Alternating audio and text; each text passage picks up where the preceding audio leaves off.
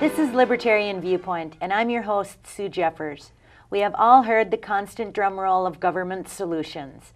The purpose of this show is to present you, the viewer, the non-government solution.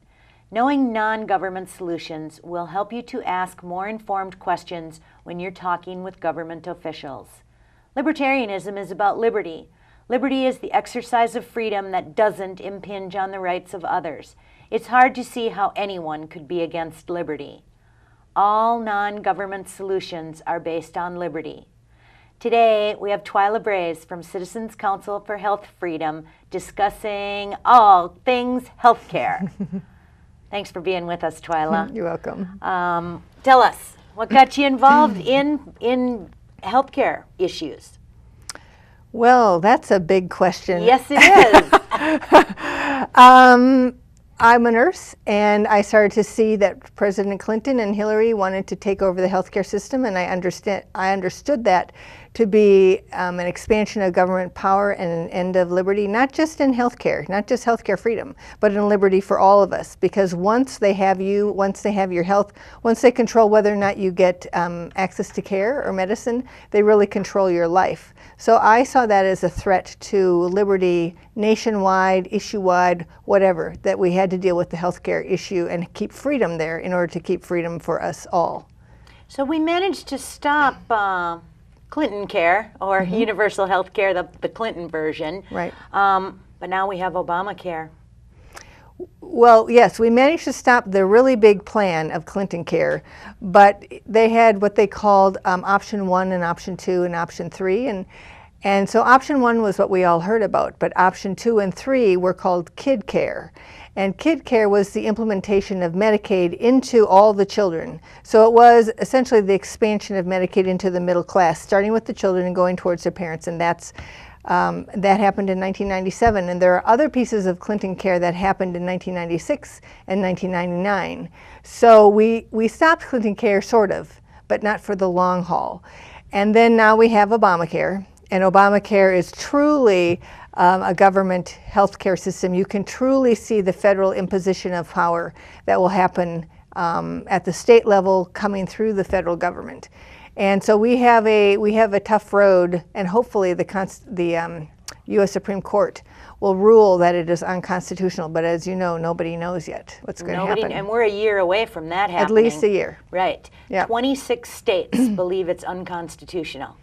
Right, 26 states, and then there are others, states like Minnesota, who have put a sort of an amicus brief together to help support those 26 states who are part of the lawsuit. Because Minnesota can't join the lawsuit because the Attorney General won't do it, the governor won't do it, but certain legislators sent an amicus brief, a long list of them, to join with the federal, with the Florida lawsuit with the 26 states. Yes, I'm looking forward to that. And if we can't, if it isn't overturned as unconstitutional, we need to repeal it, plain and simple. Every single page of the 2,700 pages. Yep, there should be no doubt that it should be a very simple bill. It only needs to be one page, which says that the whole thing is repealed.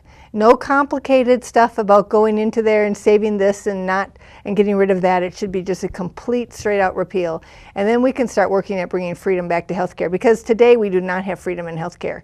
I mean, Obamacare is bad, but we don't have freedom because of Medicare and Medicaid, and particularly because of particularly because of Medicare. Medicare sort of shows everybody how the government has already a single-payer healthcare system for the elderly.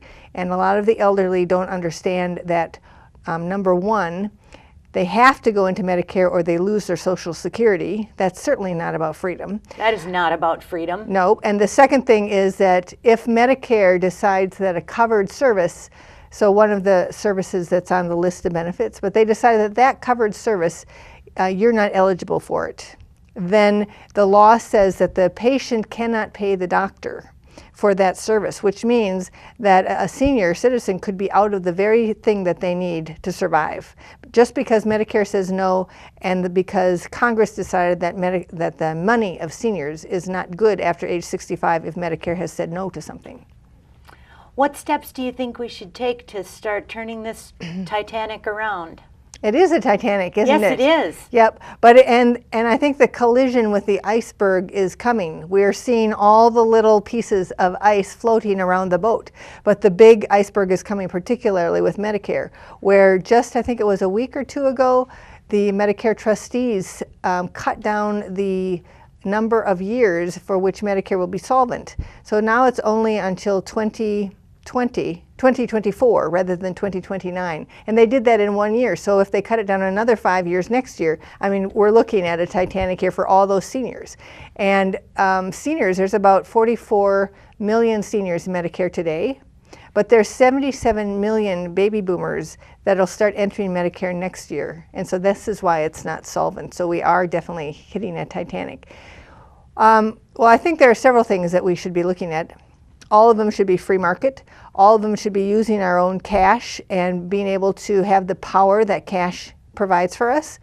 And so some of those things that need to happen, I think, related to Obamacare, we'll just look at Obamacare first, is that no state should be a party to implementing the federal law.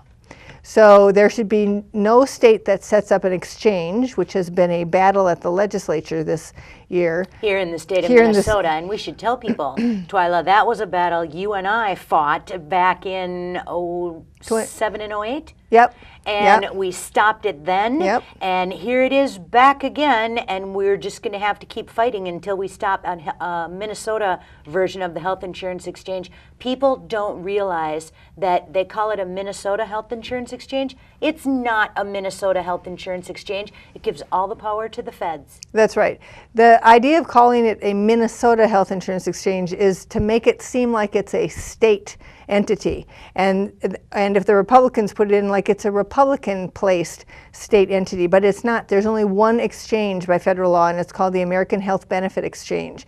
And that's the only kind of exchange there is. It must follow every law, every rule that the feds put out. So to impose it on Minnesota with a Minnesota name or by the Republicans or to call it a state is all a part of a deception to make the public not realize that that's really an imposition of federal power over all healthcare things or all healthcare within the state of Minnesota.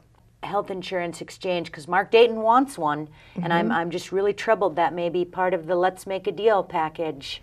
Right. Mark Dayton wants one. Governor Dayton wants one. The Democrats want it and had bills for it, and House Republicans, certain House Republicans, want it as well. But the good thing after our efforts this year, and you've done some work on that too, is that I believe 6 Republicans have dropped off of the bill. So he has significantly cut the co-authors, or there's fewer co-authors than there were before.